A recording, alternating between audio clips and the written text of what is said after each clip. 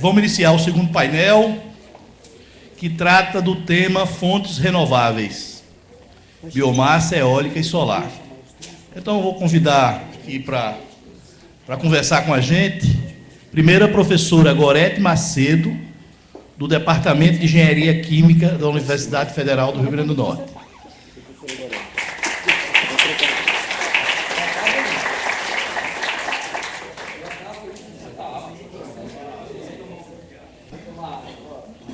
Vou chamar também o senhor Sandro Yamamoto, assessor técnico da Abeólica.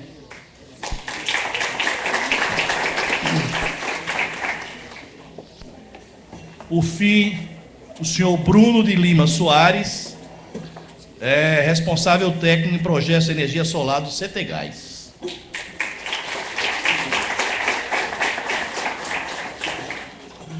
Vai trocar a cadeira. Você não quer testar primeiro não, meu amigo?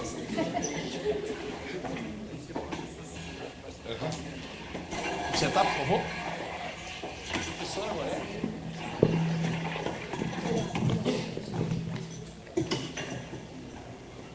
Bom, dando início aqui às nossas palestras, eu passo inicialmente a palavra para a professora Gorete Macedo, que vai falar sobre biomassa, etanol de segunda geração, produção de energia a partir do bagaço de cana-de-açúcar. Por favor.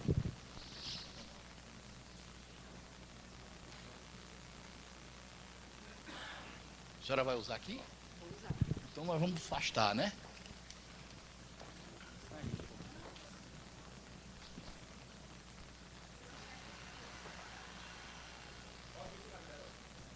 Mas aí eu atrapalho vocês, né?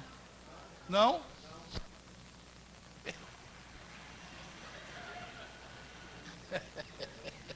Está animado. Começou animado, né, professora? Vamos lá.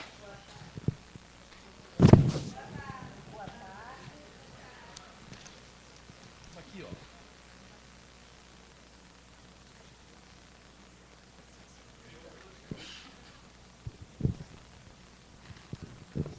Boa tarde.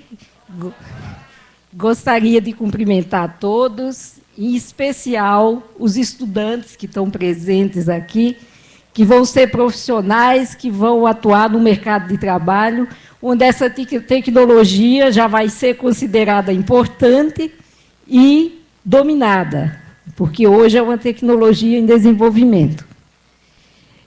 Em segundo lugar, gostaria de agradecer a oportunidade, o convite para vir aqui falar hoje de etanol de segunda geração, que é um biocombustível que no Rio Grande do Norte se menciona pouco, apesar de ter um potencial, como a gente vai poder ver aqui. Nós somos um grupo de pesquisa do Laboratório de Engenharia Bioquímica, do Departamento de Engenharia Química, da Universidade Federal do Rio Grande do Norte, e nós militamos na área de bioprocessos, e uma das nossas linhas de pesquisa é etanol de segunda geração. Nós estamos inseridos em duas redes de pesquisa que atuam nessa área, que é a rede de bioetanol, a Rede Brasileira de Bioetanol, coordenada pelo CTBE, que fica em Campinas, e a Rede Nordeste de Biotecnologia, que é composta pela UFRN, UFPE, Rural de Pernambuco, Federal do Ceará, e que é coordenada por nós. Então, em que contexto, né, a gente se motiva para trabalhar nesse tema? Então, há uma corrida mundial por novas fontes de energias renováveis dentro do contexto de energias alternativas. Então, a União Europeia, por exemplo, ela projeta, né, a necessidade de uma produção de 15 bilhões de litros de etanol por ano até 2020. Os Estados Unidos projetam uma demanda de 133 bilhões de litros de etanol até 2022. E os biocombustíveis de fontes renováveis, principalmente de materiais lignocelulósicos, que é isso que a gente vai falar aqui, que é o nosso objeto de trabalho, terão um papel importante para alcançar essas metas. E o Brasil tem uma liderança importante na tecnologia de etanol de primeira geração e com um potencial considerável para etanol de segunda geração. É uma tecnologia em estudo. O que se faz no Brasil é competitivo em termos já do que se faz no mundo, ainda em nível de pesquisa, mas que nós, os pesquisadores que trabalham com essa área no Brasil, que circula pelo mundo, etc., a gente sabe que está no nível competitivo já no estágio de tecnologia, embora com muitos problemas e não dominada. Então, o etanol de segunda geração é um etanol, um produto oriundo de biomassa. E por que utilizar a biomassa? A biomassa é uma matéria de origem direta, indireta do processo de fotossíntese, portanto, renovável. E a biomassa vegetal, em particular, que é essa que a gente está falando dela, ela se divide em biomassa alimentícia e biomassa energética. E a maioria da biomassa alimentícia é também energética e da biomassa energética é também alimentícia. Como é o exemplo da nossa matéria-prima do etanol de primeira geração, que é a cana-de-açúcar, e o milho nos Estados Unidos. Mas existe uma biomassa, que é a biomassa residual, que tem um potencial incrível de matéria-prima para esse etanol que a gente está falando, para o etanol de segunda geração.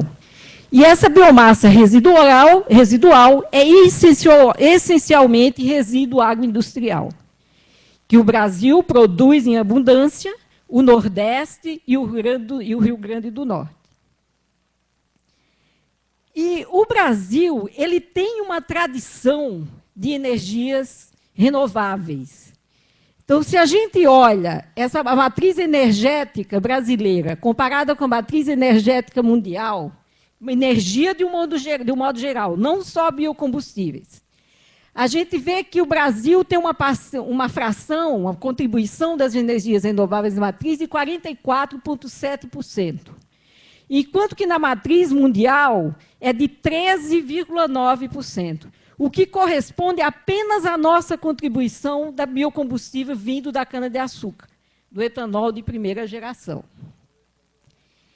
E, então, nesse caso, nesse contexto, né, considerando os materiais lignocelulósicos, que são os resíduos agroindustriais, portanto, a biomassa residual, surge o grande potencial da produção de etanol de segunda geração. Então, o etanol a gente divide em 3 categorias. Então, o etanol de primeira geração, que é uma tecnologia madura, que no Brasil é produzido nas usinas isoladas de caldo de cana e nas anexas de melaço, nos Estados Unidos de milho. É uma tecnologia madura, absolutamente dominada, mas que em algum momento poderá ter conflito com o alimento. E o que a gente está falando é da tecnologia emergente em desenvolvimento que o mundo inteiro está perseguindo, que é o etanol de segunda geração de material lignocelulósico e que, para o Brasil, a gente foca em resíduos agroindustriais. Não compete com a produção de alimentos. Já se fala no etanol de terceira geração, que essa não é nem tecnologia só emergente, mas uma tecnologia do futuro, que é o etanol de alga, né, e que é extremamente competitivo, provavelmente vai ser, que é um material de rápido crescimento, nos Estados Unidos, por exemplo, comparado com o milho, e não compete por áreas agriculturáveis. Mas o que se foca hoje, que estamos focados, é na tecnologia, no desenvolvimento da tecnologia para o etanol de segunda geração. E o que é a biomassa lignocelulósica? A biomassa lignocelulósica, por exemplo, o bagaço de cana, a palha de cana, o bagaço de coco, por exemplo, que eu vou falar daqui a pouquinho dele. Então, é um material que ele é formado desses 3 componentes, celulose, hemicelulose e lignina. E os açúcares, que são a matéria-prima do etanol, estão na celulose e na hemicelulose. A lignina pode ser também uma fonte de energia ou de outros produtos, como nós vamos ver daqui para frente. Então, em média, os materiais lignocelulósicos, eles têm de 40% a 60% de celulose, 20% a 40% de hemicelulose e 10% a 25% de lignina.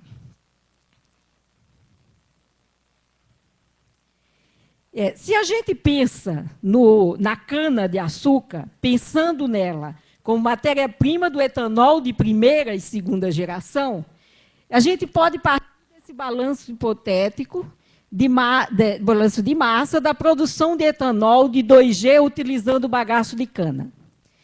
Então, sabe-se que uma tonelada de cana, ela produz em torno de 850 litros de caldo.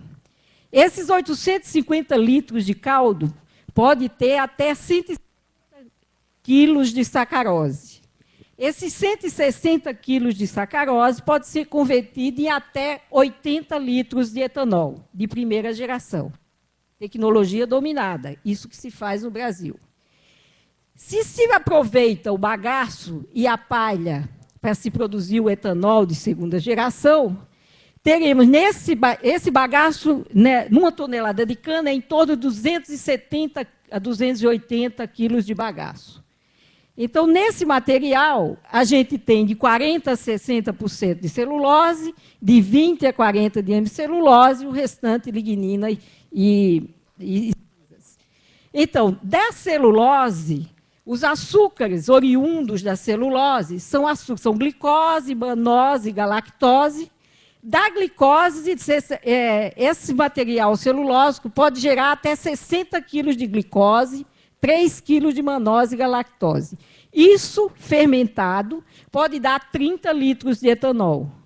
Os açúcares da hemicelulose, que é onde aparece o primeiro gargalo, que a gente vai falar mais na frente, pode gerar 33 quilos de xilose e 3 quilos de arabinose, podendo gerar 17 litros de etanol.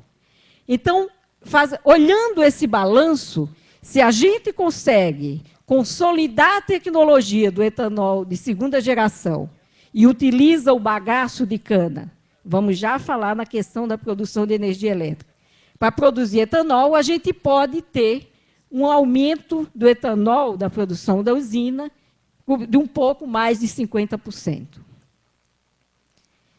Isso, em termos de energia, o que significa?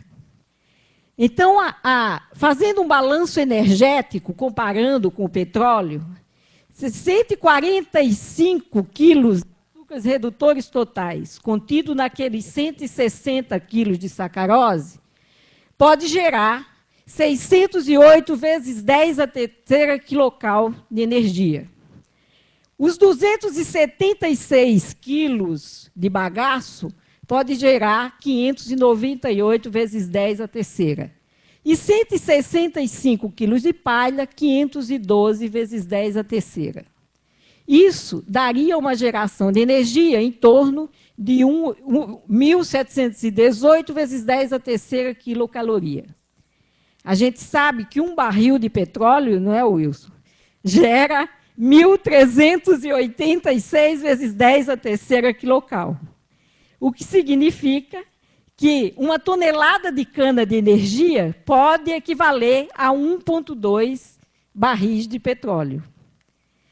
Na safra de 2010, 2011, se produziu no Brasil em torno de 625 milhões de toneladas de cana. Aproximadamente 2 milhões de equivalente de barril de petróleo dia. E a produção de petróleo no Brasil, daquele ano, era em torno de 2.100 barris dia. Então, isso a gente tudo está falando em termos do aproveitamento do bagaço de cana, portanto, numa usina de produção de etanol de geração acoplada à usina de etanol de primeira geração. Entretanto, o Brasil produz uma imensidade de resíduo agroindustrial que também pode produzir etanol de segunda geração. Além do bagaço de cana, da palha, A gente pode ter sabugo de milho, casca de arroz, bagaço de coco, pedúnculo de caju e por aí vai. Então, esses são os inúmeros resíduos que o Brasil produz, que o Nordeste produz e que pode ser utilizado como substrato para etanol de segunda geração. No nosso laboratório, a gente tem trabalhado especificamente com bagaço de cana, pedúnculo de caju e casca de bagaço de coco, resíduo de coco.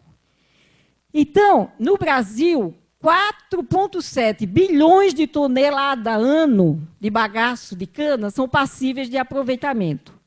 50% dele é utilizado para geração de energia elétrica, né, que a usina consome em torno de 60% disso e 40% vende, né, e que enfrenta problemas nas linhas de transmissão, né, no interior de São Paulo.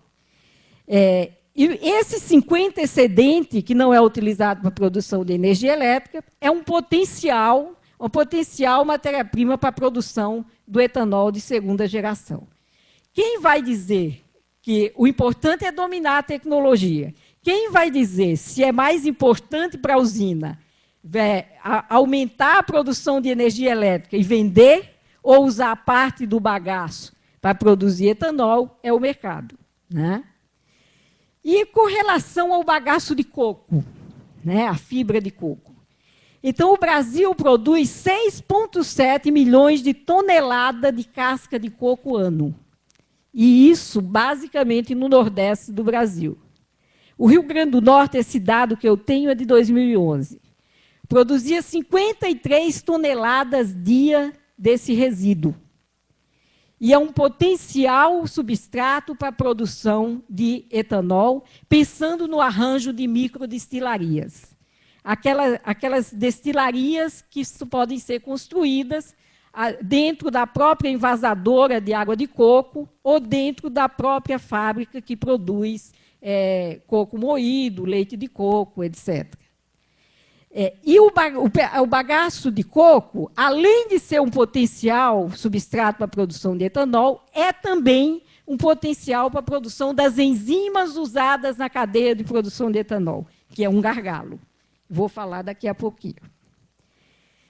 Então, pensando na produção de resíduos lignocelulósicos no Brasil, a gente pode fazer uma seguinte avaliação. A quantidade de resíduo lignocelulósico gerado anualmente no Brasil é cerca de 350 vezes 10 a sexta toneladas. E disso, a produção brasileira per capita de resíduo lignocelulósico é 2 toneladas por habitante ano. Isso corresponde a 147 vezes 10 a sexta toneladas de açúcar para ser transformado em etanol de segunda geração. Imagine que a produção mundial de açúcar hoje é 140 vezes 10 a sexta toneladas. Teoricamente, essa quantidade de açúcar dos lignocelulósicos poderia gerar 92 vezes 10 a nona litros de etanol. É o potencial, que é 2,5 vezes a soma da produção brasileira e norte-americana hoje de etanol de primeira geração.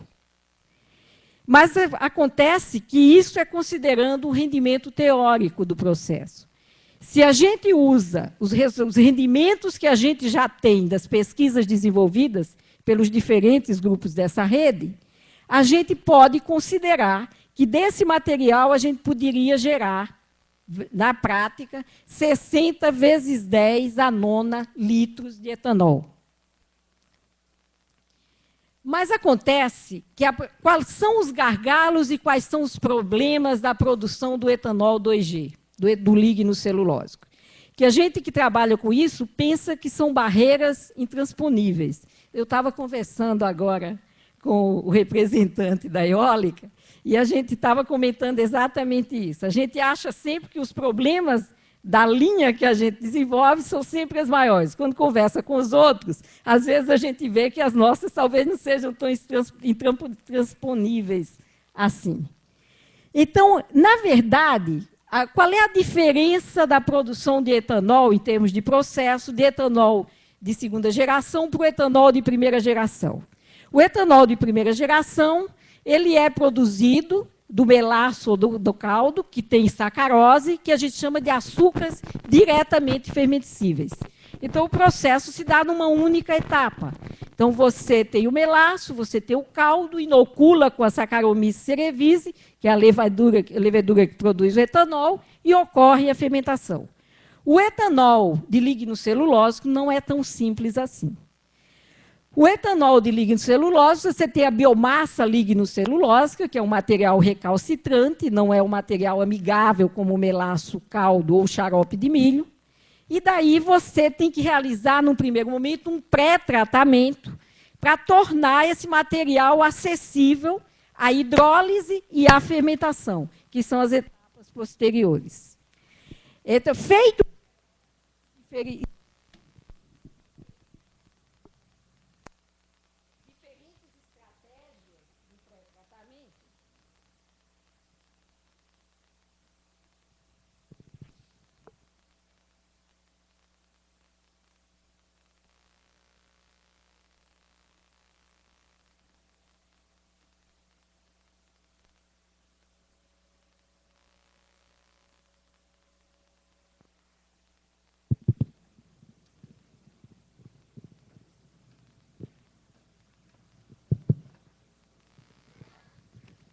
Então, esse pré-tratamento, existem diferentes estratégias. E feito que a gente tem estudado, faz parte do desenvolvimento da tecnologia. Feito esse pré-tratamento, esse material está pronto para o que a gente chama de etapa de hidrólise, para que esses açúcares que estão presentes lá na celulose, naqueles 40% a 60% de celulose, e os açúcares presentes na hemicelulose, sejam disponibilizados, hidrolizados em cadeias menores, para que os micro-organismos fermentadores consigam consumi-lo e produzir o etanol. Então, a rota de hidrólise tem dois caminhos, a rota ácida e a rota enzimática. A rota ácida é uma rota viável economicamente já hoje, mas que isso implica baixos rendimentos nas etapas seguintes do processo. Então, a alternativa, de fato, que se busca é a hidrólise enzimática. Então, é fazer a hidrólise dos açúcares presentes na celulose e da hemicelulose por rota enzimática. Daí surge um grande gargalo do processo para o Brasil. As enzimas que fazem esse trabalho são muito caras no Brasil ainda hoje. Por isso, todos os grupos que trabalham com a cadeia de produção de etanol, de segunda geração, também trabalha também estuda a tecnologia da produção das enzimas, que são produzidas utilizando esses mesmos materiais lignocelulósicos, né? E então, feita a hidrólise, a gente tem os açúcares oriundos da celulose e os açúcares oriundos da hemicelulose. A levedura utilizada na usina de álcool de primeira geração, ela só consegue fermentar os açúcares que vêm da celulose. Ela não consegue fermentar os açúcares que vêm da hemicelulose. Então, a alternativa seria fermentar a etanol apenas os açúcares que vêm da celulose e aproveitar os açúcares que vêm da hemicelulose para fazer outros produtos, pensando no conceito de biorefinaria, ou encontrar micro-organismos que fermentem todos os açúcares, os C6 e os C5. Que aí tem várias alternativas, como, por exemplo, os micro-organismos modificados geneticamente, os micro-organismos engenheirados. Eu, particularmente, defendo a utilização da celulose para a produção de etanol e da hemicelulose para a produção de outros produtos no conceito de biorefinaria.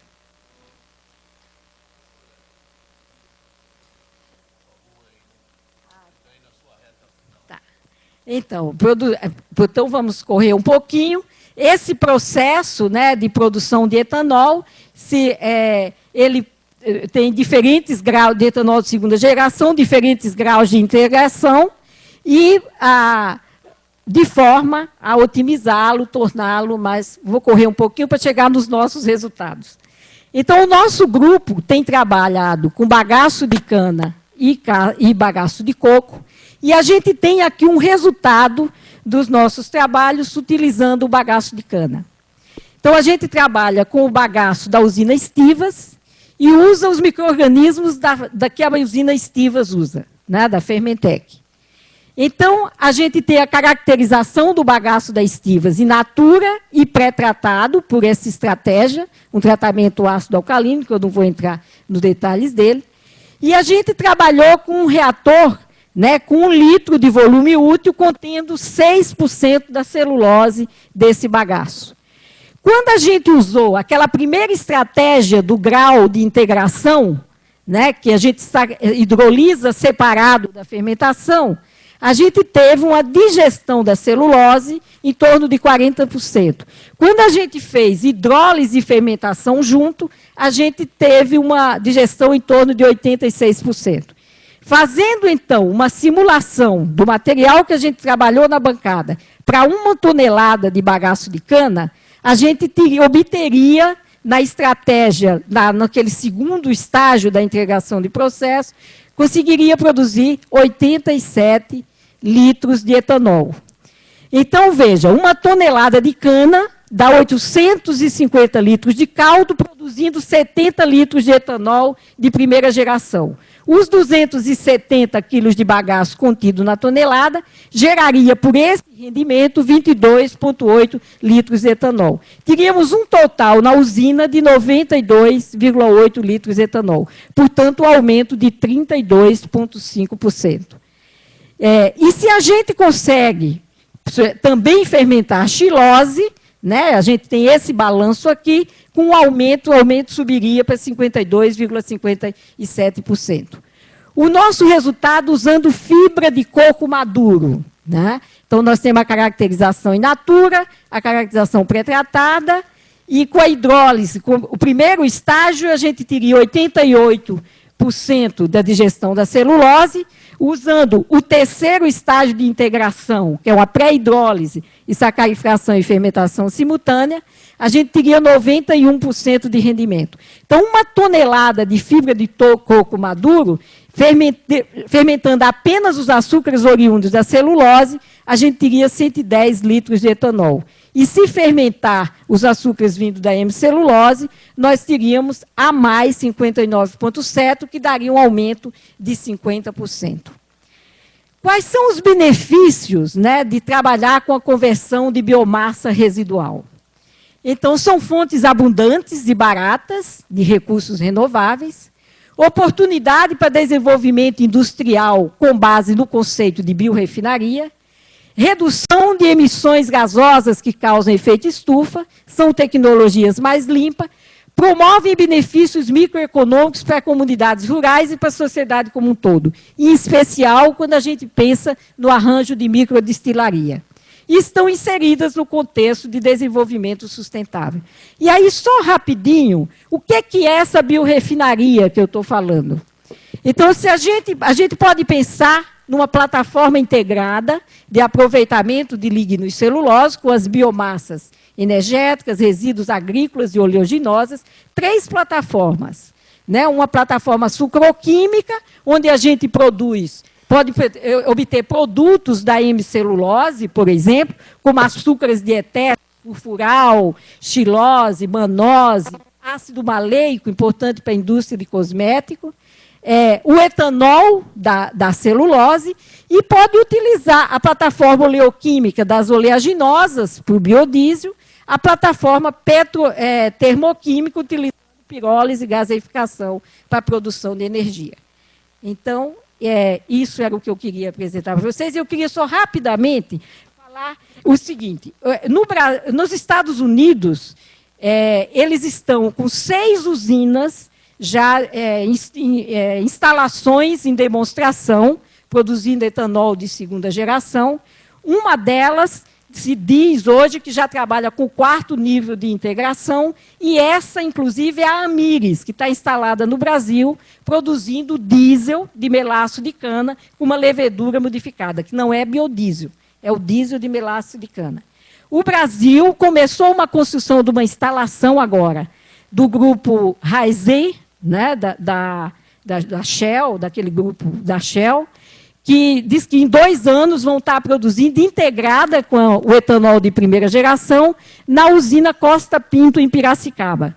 E aqui em Alagoas, a Granbio está se instalando também, produzindo etanol de segunda geração, a 60 quilômetros de Maceió, usando, inclusive, a câmara energética engenheirada na Alilis, lá de Campinas. Então, já uma coisa que já se torna uma realidade. A Costa Pinto vai produzir industrialmente, não é mais uma usina de demonstração. E a Petrobras, agora em novembro, está instalando a piloto de demonstração no SEMPS. Então, era um pouco isso, só.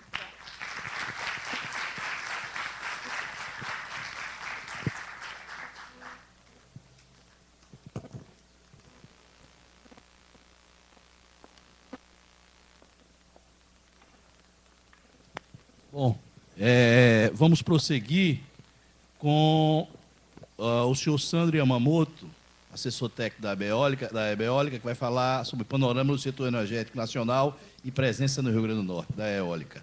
Informar também que a Cooperativa de Livros está conosco aqui no pátio e quem tiver interesse em visitá-la, eles estão aqui disponibilizando, inclusive, material sobre os temas que estão sendo abordados agora à tarde. Peço ao professor para, por favor, observar aqui também o nosso cronômetro. Por favor. Obrigado.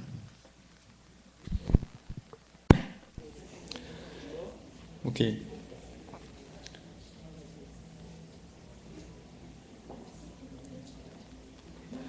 Boa tarde a todos. Em nome da Associação Brasileira de Energia Eólica, agradeço o convite. Parabenizar a realização do evento, doutor Fernando Mineiro, doutor Jean Paul, oportunidade de falar um pouquinho sobre o setor eólico e um pouco do Rio Grande do Norte. Separei a apresentação em 2 partes, alguns slides onde eu vou explorar um pouco dos dados, o desenvolvimento da fonte eólica, e uma parte final onde eu trouxe um vídeo, onde nós vamos mostrar um pouco dos benefícios socioeconômicos da fonte eólica. A Beólica é composta hoje por 85 empresas que compõem a cadeia produtiva do setor eólico, são desenvolvedores de parques eólicos, fabricantes de equipamentos, consultorias. Estão aqui separados em 2 slides. E agora, entrando no conteúdo propriamente dito, coloquei aqui o ranking mundial de capacidade instalada da fonte eólica. Como sabemos, China e Estados Unidos são os líderes, 75 GB e 60 GB instalados. O Brasil, ao final de 2012, ocupava a 15ª posição. Hoje, somos o 13º, acompanhando a Associação de Eólica da Austrália e Japão, eles nos passam os dados, e sabemos que o Brasil hoje já ocupa a 13ª posição. Nossa expectativa até o final do ano é que a gente fique entre 11º e 10ª colocação. O Rio Grande do Norte, se nós pegarmos o que já está instalado e o que vai ser instalado até 2017, o Rio Grande do Norte terá cerca de 3 gigawatts instalados. Então, se nós compararmos o que será até 4, considerando o Mercado Livre também, então, olha só, 4 gigawatts, então já chegamos aí próximo da 11ª colocação Dinamarca hoje. Então, é um número muito expressivo, né, em geração de energia, investimentos e benefícios. A previsão de capacidade instalada do Brasil, até 2017 serão, pelo nosso controle de hoje, são 10,2 gigas, mas nós já temos alguns dados que a gente precisa confirmar e creio que chegaremos a 12 gigas em 2017 por conta do Mercado Livre também, Mercado Livre de energia. Colocação, a instalação por estados, né? O ranking aqui, né, de colocação por estado. Então, nós temos Rio Grande do Norte, considerando tudo que está contratado. O Jean Paul já me disse que já tem 4 gigas, então, né, Jean Paul? 3,8, ok. Então, o Rio Grande do Norte tem, a gente já sabe, um grande potencial e muitos parques a serem instalados. trouxe na apresentação também, mas de parques eólicos, ou potência cadastrada para o leilão que será realizado no dia 18 de novembro, nós temos quase 3 gigas cadastrados só para o Rio Grande do Norte. Foi o terceiro estado com maior quantidade cadastrada. Na matriz, a eólica ocupa cerca de 2,2% hoje. A expectativa até 2017 é que a eólica fique por volta dos 5,5% de participação na matriz elétrica brasileira. E aqui o mapa atualizado agora, onde o Rio Grande do Norte tem aqui essa operação, construção. Então, os 4 estados, liderado então pelo Rio Grande do Norte, nós temos Ceará, Bahia e Rio Grande do Sul. Esses são os 4 que estão em amarelo mais escuro, e temos mais novidades. O Pernambuco participou do último leilão com cerca de 270 megawatts que serão construídos até 2017, ok? E para chegarmos lá próximo dos 12 gigas em 2017. Nós resolvemos colocar esse slide na apresentação por conta da divulgação, última divulgação do IDH no Brasil, e fizemos um exercício de buscarmos os estados onde a fonte eólica participa, e dentro desse estado nós temos os municípios onde a fonte eólica, onde os parques eólicos estão instalados. Então nós fizemos o valor médio de IDH daquelas cidades onde o parque eólico está instalado ou será instalado. Então, nós percebemos que tem alguns estados onde a fonte eólica está se desenvolvendo, que nós temos um baixo desenvolvimento humano. E é por isso que nós defendemos também a fonte eólica, por conta desse viés. Onde a fonte eólica se instala, ela também leva a crescimento, leva a desenvolvimento também. Tá? E aí, o importante é nós monitorarmos e conseguirmos aí detectar quais são esses benefícios e o quanto que a fonte eólica tem colaborado para o desenvolvimento humano também desses municípios e desses estados. Colocamos aqui a geração realizada em megawatt médio da fonte eólica. O que significa isso? Todas as fontes de geração de energia elétrica, ela gera lá em quilowatt-hora, megawatt-hora, só que a gente pega aquela quantidade em megawatt-hora e divide pelas horas daquele período analisado. Então, nós temos o megawatt médio. Separamos em 3 linhas, e aquela linha superior é o total. A vermelha é a primeira fase da fonte eólica e a verde é a segunda fase da fonte eólica. Por que primeira fase e segunda fase? A primeira fase, nós pegamos os dados dos parques eólicos que foram instalados primeiro, aqueles parques eólicos que fazem parte do Programa de Incentivo às Fontes Alternativas, que é o PROINFA, que são parques que têm as torres, têm cerca de 50 metros de altura, 600 kW cada aerogerador, e alguns geradores que têm um pouco de potência, uma potência um pouco maior, um pouco mais altos também. Mas são parques eólicos que foram concebidos com um outro modelo financeiro e de recebimento da sua receita. Ele gera, e o que ele conseguir gerar, ele vai ter o retorno da receita, cerca de R$ 300 o megawatt-hora. Enquanto que os parques eólicos da segunda fase, que são essa linha verde aqui, que a gente chama da fase competitiva da fonte eólica. O leilão que será realizado agora no dia 18 de novembro, nós queremos comprar uma demanda, o governo quer comprar uma quantidade de energia para ser entregue para as distribuidoras, Cosern, por exemplo.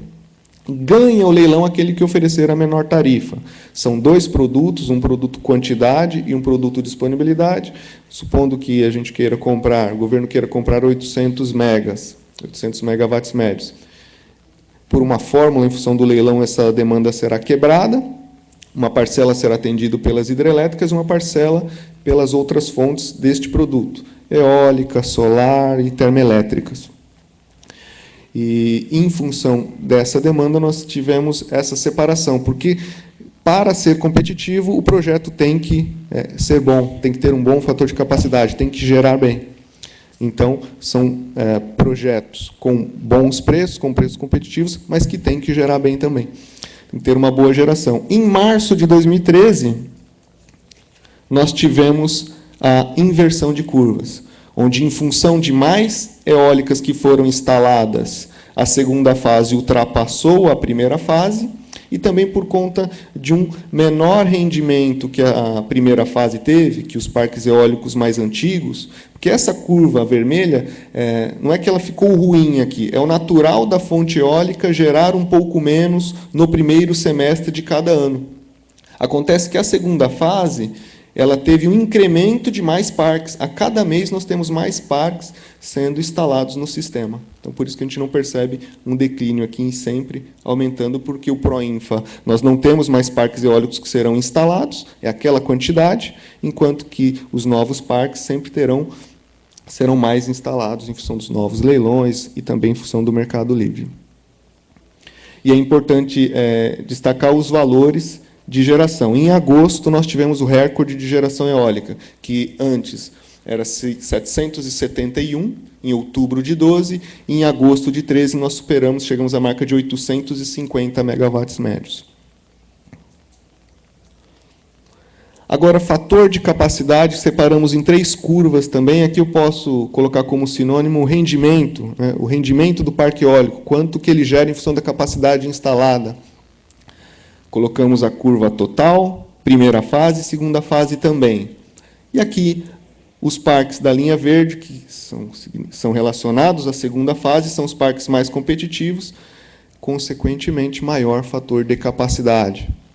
Então, eu tenho o parque do Proinfa, onde ele foi colocado numa determinada área, com aquela tecnologia que ele gera um pouco menos, ele tem um rendimento um pouco menor. Aqueles parques, olha só, a média é de 30%, mas tivemos um desempenho, né, bem menor no começo do ano. E a tendência é que agora eles tenham, né, um aumento aí do seu fator de capacidade. Enquanto que a segunda fase, os parques estão realmente com um ótimo desempenho. Nós fechamos 2012, que foi de janeiro de 2012 a dezembro de 2012, com 54% de fator de capacidade médio em 2012. E agora, pegando aqui janeiro de 13, nós não ficamos com nenhum mês inferior a 39% de fator de capacidade dos parques competitivos. Um pouquinho das contratações, já foi falado, né? Vai ficar aí para vocês como material de consulta também, disponível para a organização. Vale a pena ressaltar o leilão realizado agora em agosto de 2013, foi o leilão de energia de reserva, é um leilão onde a energia não é vendida diretamente para a distribuidora. É uma energia que é colocada no sistema para aumentar a segurança do suprimento no longo prazo. Vendemos 1,5 gigawatts, foi só para a eólica. Os preços que eu comentei com vocês em relação à Proinfa, hoje na casa dos R$300 o megawatt-hora, e com o passar dos anos, em função dos leilões, a fonte eólica tem tido aí uma redução em função da tecnologia também, da forma dos leilões. E o leilão que será realizado agora no dia 18 de novembro, o preço inicial foi divulgado hoje, será de R$126. Esse é o preço inicial do dia 18. Tanto para fonte eólica, solar, termoelétrica a gás, biomassa também, pequenas centrais hidrelétricas, um preço único que foi divulgado de R$126. E o leilão vai dizer qual é o preço final. Aquele que ofertar o menor preço. Um pleito, né, o que o pessoal da Solar sempre quer é que tenha um leilão específico. Né? Então, esse A-3, a Solar vai concorrer com todos. E no A-5 de dezembro, serão 3 produtos, a Solar ainda vai concorrer com a eólica, foi divulgado agora essa semana também. Tem um produto para o leilão A-5 de 13 de dezembro, que é só para solar e eólica, mas elas concorrerão juntas no mesmo produto. Né? Mas, como foi falado hoje de manhã, tem expectativa de um leilão próprio para a solar o ano que vem. O que eu falei do cadastramento para o leilão do dia 18 de novembro, que é o A-3, para a energia ser entregue a partir de 2016. A eólica teve 15 gigawatts cadastrados, 629 projetos, espalhados aqui em 8 estados. O Rio Grande do Norte foi o terceiro estado com capacidade cadastrada. Bahia, 4,7 gigas, e Rio Grande do Sul, 3,8. E aí eu vou fazer um link com os desafios, que já foi falado hoje de manhã, que está na apresentação mais à frente, que o maior desafio para o Rio Grande do Norte, no nosso entendimento, e o Dr. Rogério comentou hoje de manhã, é a transmissão. Porque nós temos aqui cerca de quase 3 gigawatts cadastrados, mas o gargalo é a transmissão, por onde a energia será escoada. E com a alteração da sistemática do leilão, os parques eólicos eles não conseguem nem se habilitar para participar do leilão, tendo em vista que a gente já tem a trava prévia. Eu comento um pouquinho mais à frente. Contribuição social, econômica, eu vou passar, vou deixar para o vídeo abordar. Aqui tem alguns dados relacionados a investimento, emissão de CO2, residências abastecidas. Vale a pena comentar aqui, nós deveremos superar os 16 gigas e 9% de participação na matriz em 2021. Até 2021 são mais de 60 bilhões em investimentos, 13 milhões de toneladas de CO2 evitados. Em residências, 2013 são 5 milhões de residências abastecidas. Lá em 2021, a expectativa é que serão 30 milhões de residências abastecidas, levando em conta que o consumo médio estimado pela EPED, 160 kWh uma residência. No mês, 160 kWh é o número que a gente utiliza, que é o divulgado pela EP. Já para finalizar e entrarmos no vídeo, temos vários desafios para a fonte eólica. A nova regra de financiamento do BNDES estabelece que os aerogeradores, a cada ano, até 2016, eles têm que ter um conteúdo local maior. As pás, os conversores, motores, os componentes, eles devem ser fabricados no Brasil. O índice de nacionalização será maior. Esse é um desafio para os fabricantes. Nós defendemos que as empresas devem se instalar no Brasil, mas com um escalonamento. Mas para a fonte eólica é um desafio, porque o leilão é por preço. Então, à medida que a gente nacionaliza, a gente fica com um balanço que acaba aumentando um pouco o preço da fonte eólica, a gente perde um pouco de competitividade no leilão. Foi estabelecido para a fonte eólica o tal do P90 para participar dos leilões no cálculo da garantia física. O que significa isso? Até os leilões do ano passado, um parque eólico de 30 megas instalados, nós estimávamos que, para participar do leilão, ele ia produzir uma certa energia com 50% de probabilidade. Então, por exemplo, ele vai produzir de 30 megas, ele vai produzir 16 megas. E a probabilidade de realmente ele gerar esses 16 megas é de 50%. Se ele não gerar, ele vai ter que pagar multa e ressarcimento. Acontece que, a partir de 2013, a probabilidade dele gerar aquele valor informado tem que ser de 90%. Então, um parque eólico de 30 megas, a quantidade de energia que ele pode vender é menor, porque a probabilidade dele atingir aquele valor tem que ser de 90%. Então, isso fez com que o preço da eólica também tenha que ser um pouco maior, porque o empreendedor, agora, ele tem que vender menos energia. Então, aqui eu já falei de Finame, nacionalização, e falei de P90, que são pontos que fazem com que o preço da eólica fique um pouquinho maior também. Logística, para transportar os equipamentos, uma pá eólica de 50 metros, estamos com pás já de 54 metros, cada pá pesa em cerca de 8, 9 toneladas e vão pesar até um pouco mais. Para transportar uma torre completa, a gente precisa de pelo menos 10 carretas. Se nós estimarmos 2 gigawatts por ano, são 10 mil viagens de carreta por ano. Então, a infraestrutura de logística é muito grande. O fabricante de pás conversou conosco semana passada, ele me disse: Sandro, de 100 pás que eu produzo, 98 chegam no parque eólico com algum tipo de dano. Então, eu tenho que ter uma equipe lá no parque eólico para fazer algum tipo de reparo em função das estradas, em função de desvios. Tem estrada que tem ponte que o caminhão com a pá não passa. Então, para fazer um desvio, ele tem que rodar mais 500, 700 quilômetros para chegar num parque eólico. Eu estou só colocando isso aqui para vocês, porque nós temos muitos desafios também. A transmissão já foi muito falado e também será abordado, eu vou pular. Hoje é exigido que o parque eólico tenha potência para entregar. Então, hoje, se um parque eólico não gerar energia entre 18 horas e 22 horas ele corre o risco de ser multado. Só que a gente não controla o vento, né? Então, esse é um ponto também que o empreendedor coloca na sua conta. E licenciamento ambiental, hoje está ocorrendo uma reunião em Brasília, no CONAMA, para uma nova legislação ambiental para parques eólicos, também, que é um desafio para que a gente tenha regulamentações padrão no Brasil como um todo.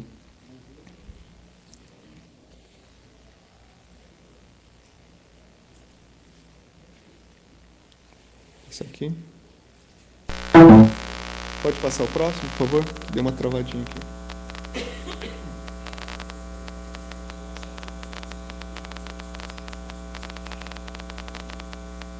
Paulo, está em cima? Se quiser passar o próximo slide, que aqui o laser point deu uma travada.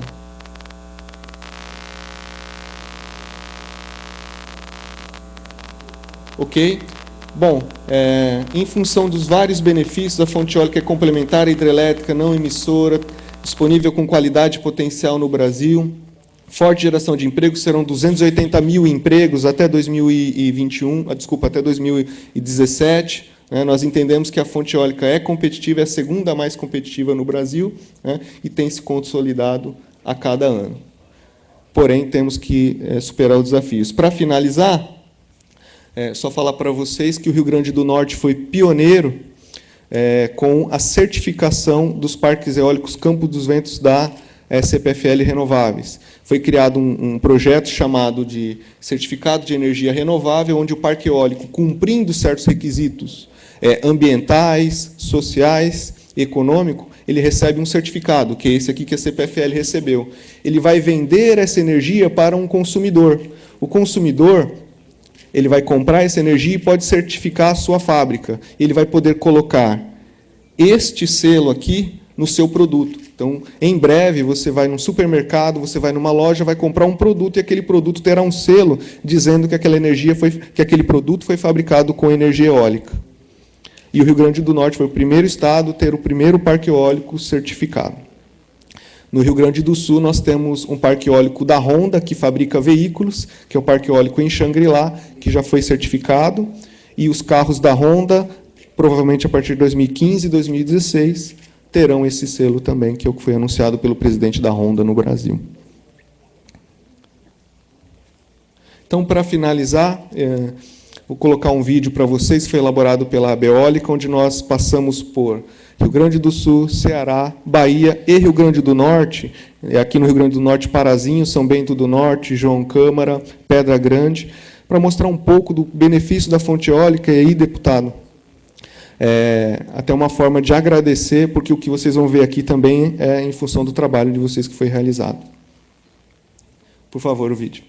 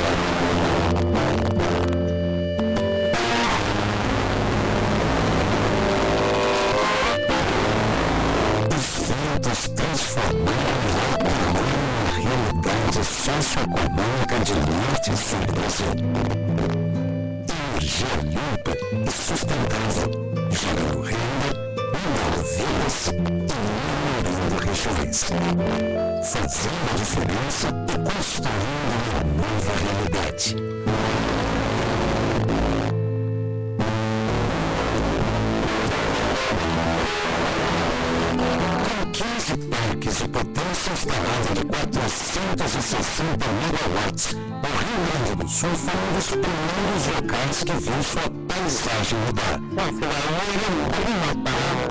Depois que chegou o parque eólico, mudou muito. Setor de alimentação, setor de transporte, setor de autopar, setor de serviços, setor de hotéis, toda a região acabou sendo beneficiada e aqui deu muito para os homens. Melhorou a parte de turismo da região, melhorou a valorização dos campos, da água. Agora nós estamos mais integrados, nós estamos mais perto da cidade. Existe um fluxo muito grande, tem uma estrada legal, existe mais consumo, as coisas que estão usando, a carne, por exemplo, você vai, mais consumo, mas você está vendo, né? Tem várias indústrias que estão se instalando em Livramento, nós temos até uma promessa no aeroporto que vai atender a região. Então, tem uma porção de coisas acontecendo. O vento que já foi considerado ruim, hoje é vital para o futuro da região. É muito boa a função da região ser uma região de vento constante, facilmente o problema assim, isso é uma crítica porque cidade montanha que tanto vento. E hoje o vento está sendo uma coisa nova, não tem a nossa região. Então não existe dúvida nenhuma que isso aqui só nos trouxe o bem.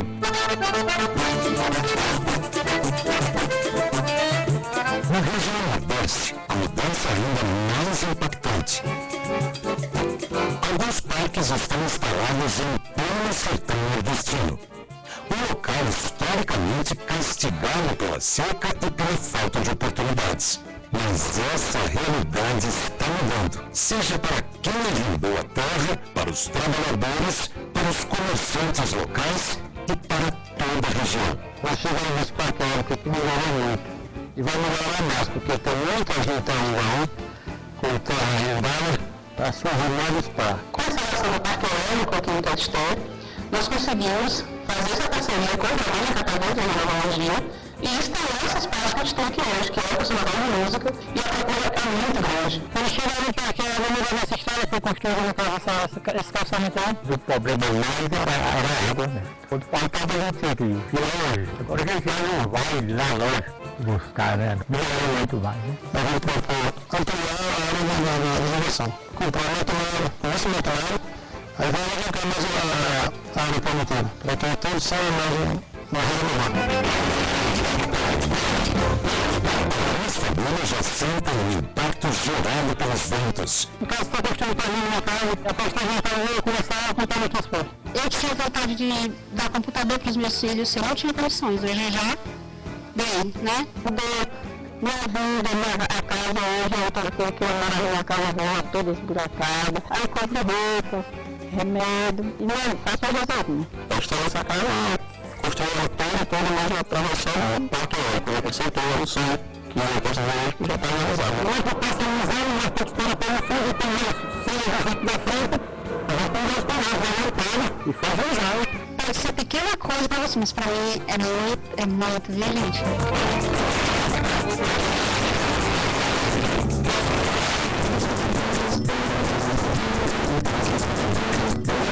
De renda dos pequenos proprietários e o aumento do número de pessoas empregadas. A economia local cresceu e todos foram atingidos por esse crescimento. Se não fosse o parque eólico, provavelmente nós estaríamos aqui hoje.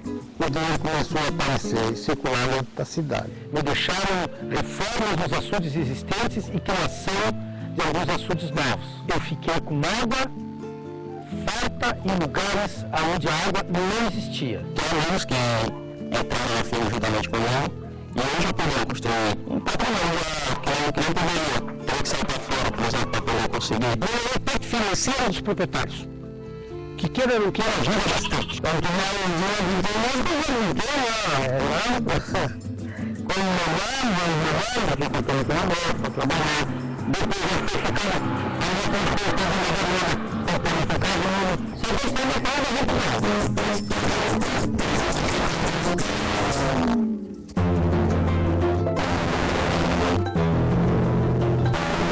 Hoje, a energia eólica brasileira abastece quase 2 milhões de residências. Ao fim de 2017, teremos energia suficiente para abastecer uma cidade do tamanho de São Paulo. Temos temos um dos melhores ventos do mundo para geração eólica, o que nos posiciona como o 15º país no ranking mundial de participação de energia eólica de capacidade instalada. Além disso, somos responsáveis por reduzir ao ano 2,4 milhões de toneladas de CO2. Mas esses são dados econômicos.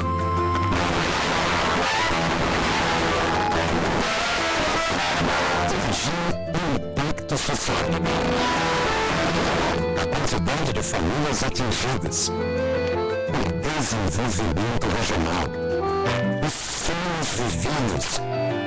As melhorias alcançadas. É o Brasil impulsionando pela força dos ventos. Os ventos da prosperidade.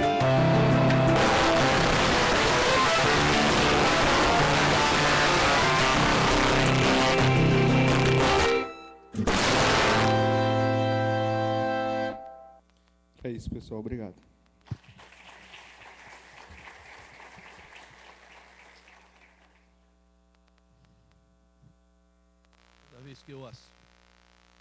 Toda vez que a gente vê uma apresentação sobre eólica, né? A gente vê as dificuldades, a gente imagina que deve ter muito vento no Rio Grande do Norte, né? Porque com todas essas dificuldades, os caras estão vindo aqui participar dos leilões e não é brincadeira. Vamos dar seguimento. Ao final, nós receberemos as questões da plateia e passaremos aos nossos palestrantes. Vamos receber agora o senhor Bruno de Lima Soares, que vai falar sobre energia solar, desafios da geração de energia solar no Brasil e potencial no Rio Grande do Norte. O Bruno é responsável técnico em projeto de energia solar do CTGás, aqui no estado.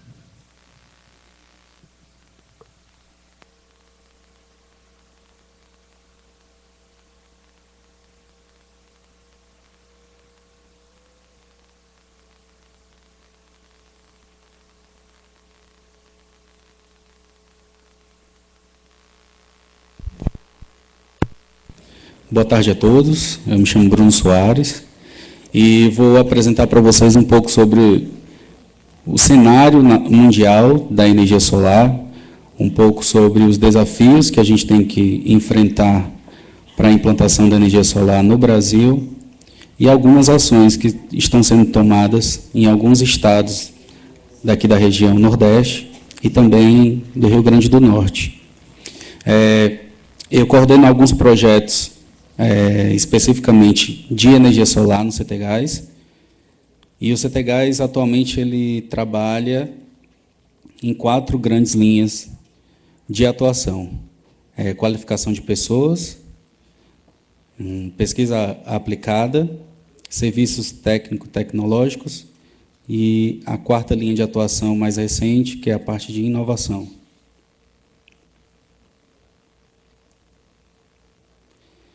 Esse primeiro slide, o objetivo dele é mostrar para vocês um pouco do cenário mundial da energia solar e a potência instalada acumulada de 2000 a 2012. A gente vê aí uma crescente potência instalada em vários países, e aí no último ano de 2012, pode-se constatar que a maior quantidade de potência instalada ainda está na Europa. Seguida depois dos países da Ásia, as Américas e aí a China individualmente. Aqui a gente vê a demanda crescente mundialmente dessa tecnologia, seja para diminuição do consumo de energias tradicionais, não renováveis, e por isso aí a Europa muito destacada nesse cenário. Também a questão dos incentivos governamentais que aconteceram nos países europeus para que você possa instalar e escolher entre uma energia tradicional, elétrica, você poder instalar um sistema fotovoltaico, no caso. Aqui, a potência instalada acumulada por país. Ali a gente tinha grandes regiões, como Europa, Ásia, e aqui a gente apresenta para vocês um cenário por país. Então, a gente vê aqui que a Alemanha, com aproximadamente 31% da potência instalada mundial, é o grande país que consome e que instala sistemas fotovoltaicos. Seguido pela Itália. A China também tem se desenvolvido recentemente, nos últimos anos, instalando, mas a China, aqui depois a gente vai ver que o papel dela é mais como um produtor, realmente, do que como instalador. Ela está produzindo bastante, e ainda a instalação não está acompanhando a produção da China, porque ela exporta também bastante produção. Ali a gente vê, separado no gráfico, a quantidade de potência instalada no Brasil. A gente tem aproximadamente 33 megawatts instalados, que não corresponde nem, digamos, ali 0,03% comparado ao mundial. Então, esse número a gente vê pelas nossas grandezas territoriais, pelos nossos recursos que a gente tem solares, o quão a gente está subdimensionando a utilização dessa fonte para a inclusão na nossa matriz energética. Então, a gente vê, comparado a outros países, como a gente pode crescer e como a gente pode utilizar mais essa fonte energética na inserção da nossa matriz energética nacional. Aqui eu fiz por exemplo, para vocês um gráfico que você tem a comparação entre o mercado e a produção por região, ou seja, de um lado, quem produz mais, e o segundo, quem consome mais. Então, novamente, a gente vê ali no ano de 2012 que o mercado, predominantemente europeu, naquela barra azul, e a Europa, recentemente, tem diminuído a sua produção fotovoltaica, por causa de quebra de algumas empresas europeias em detrimento da competição com os chineses. Então, você vê ali, em 2012, no caso da produção, a primeira parte em azul é a Europa, depois a gente tem ali a Ásia, depois as Américas, e logo depois a gente vê a imensidão que é a produção da China quando comparada no mercado mundial. Ela corresponde a cerca de 60% da produção mundial de painéis fotovoltaicos. Então, a gente vê a grandiosidade desse país dentro do mercado fotovoltaico.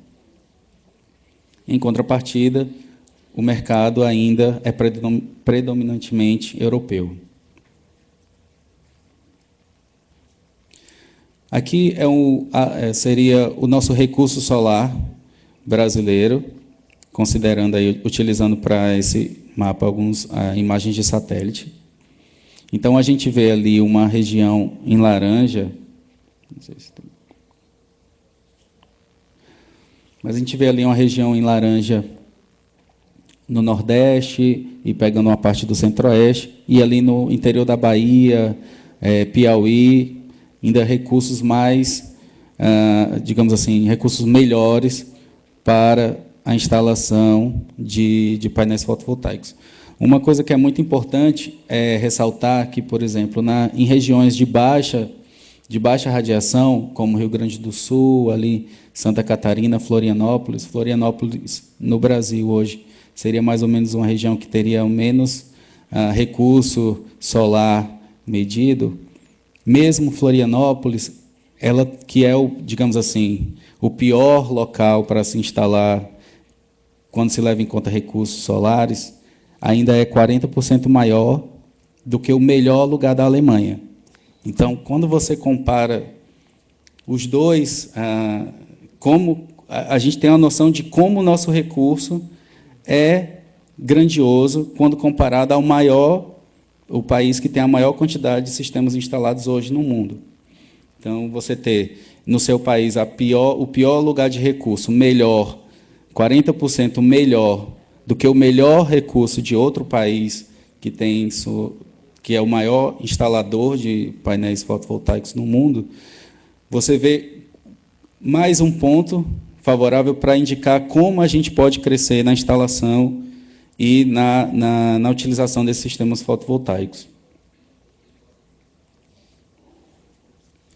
Aqui, falando um pouco sobre a cadeia produtiva nacional, e aí eu vou falar um pouco sobre a situação dentro da cadeia produtiva nacional, como que o Brasil está hoje, como está o nível do Brasil dentro de toda essa cadeia. O Brasil é um dos maiores produtores de silício, mas o silício in natura, vamos dizer assim, e na produção da célula fotovoltaica você precisa realizar a purificação do silício. A purificação do silício é a etapa, digamos assim, que você agrega mais valor ao silício. Então, mas isso aí também, essa purificação demanda um consumo altíssimo de energia. Então, ainda não se instalou no país uma indústria que faça a purificação de silício.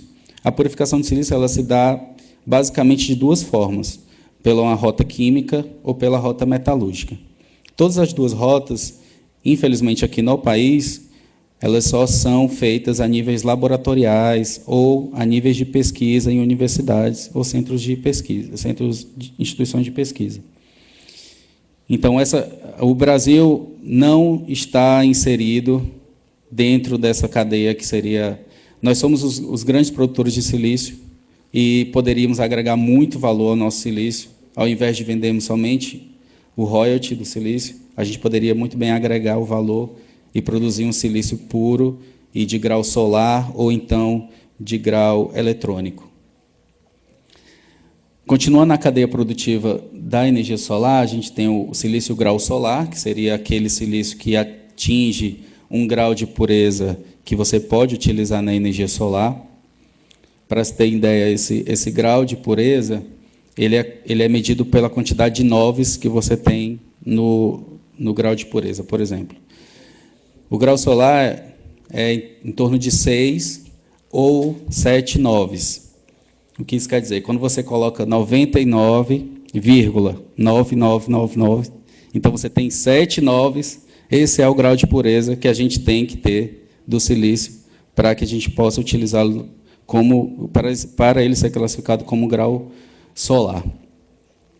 Depois que você tem o silício aí no grau solar, você tem que fazer algumas atividades de corte para que ele fique naquele formato das células que a gente vê nos painéis fotovoltaicos.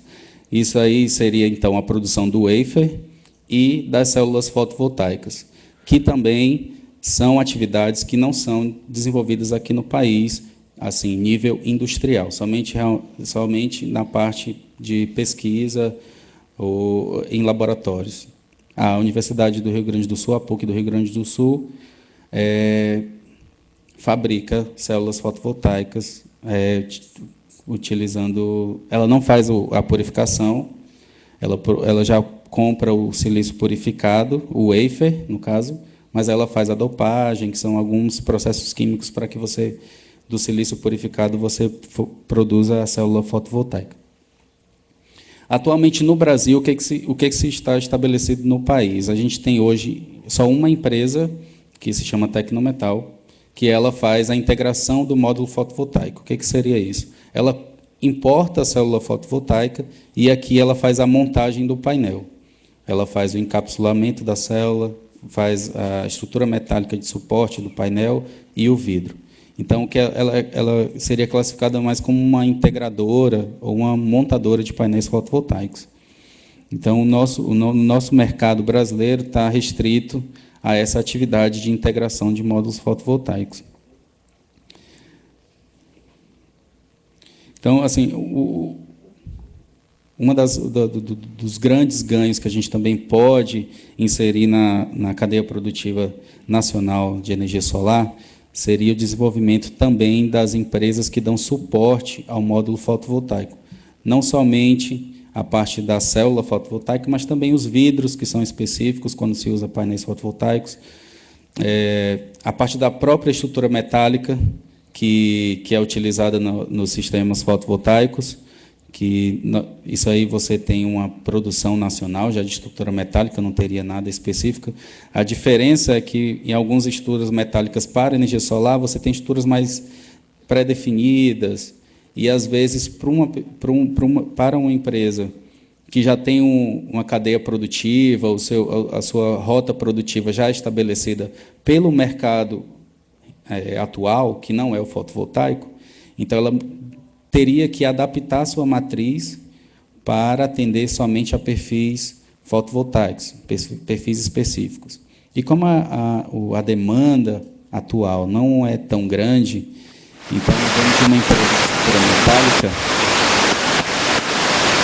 ele não vê ainda viabilidade econômica de criar ou adaptar a sua produção de estrutura metálica só para atender a um mercado que ainda é muito pequeno.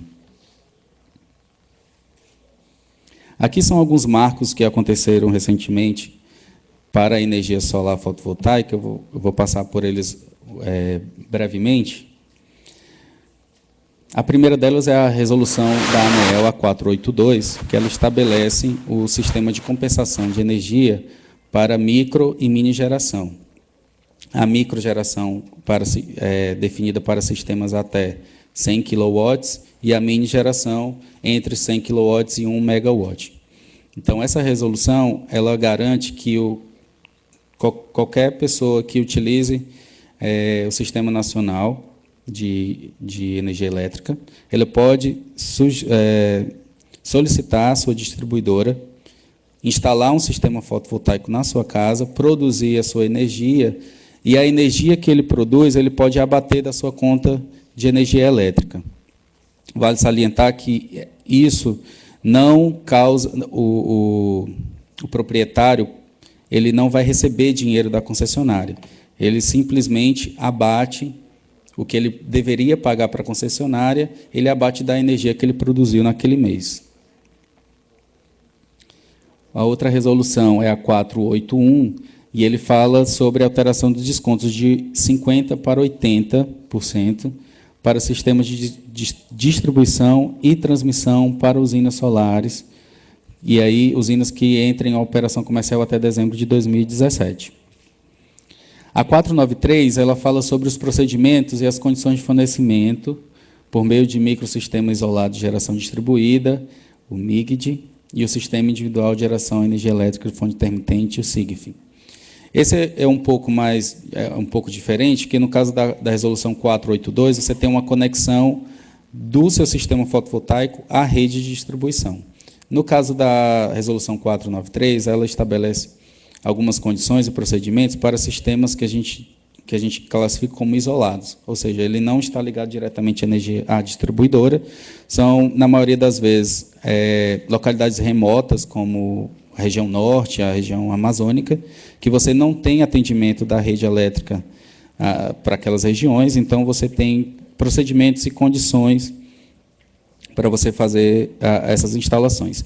O MIGD, a diferença entre o MIGD e o SIGF é que o MIGD, você tem, por exemplo, uma vila, que você tem algumas unidades consumidoras, digamos assim, 15, 20 casas, então você faz um sistema isolado que vai atender aquelas 15 casas. Então, ela é como se fosse uma pequena usina para aquela vila. No caso do SIGF, ele é individual, então, cada sistema ele atende a uma unidade consumidora. Então, na verdade, a diferença seria só da proporção e do tamanho do sistema. A portaria número 4 do Inmetro, ela estabelece um sistema de etiquetagem de painéis fotovoltaicos e de alguns equipamentos fotovoltaicos, inclusive os inversores. Essa portaria é muito importante para a gente, porque ela não só disponibiliza para o consumidor a eficiência do equipamento que ele está comprando, como ela também evita que alguns produtos que não sejam de boa qualidade entrem no país. Por quê?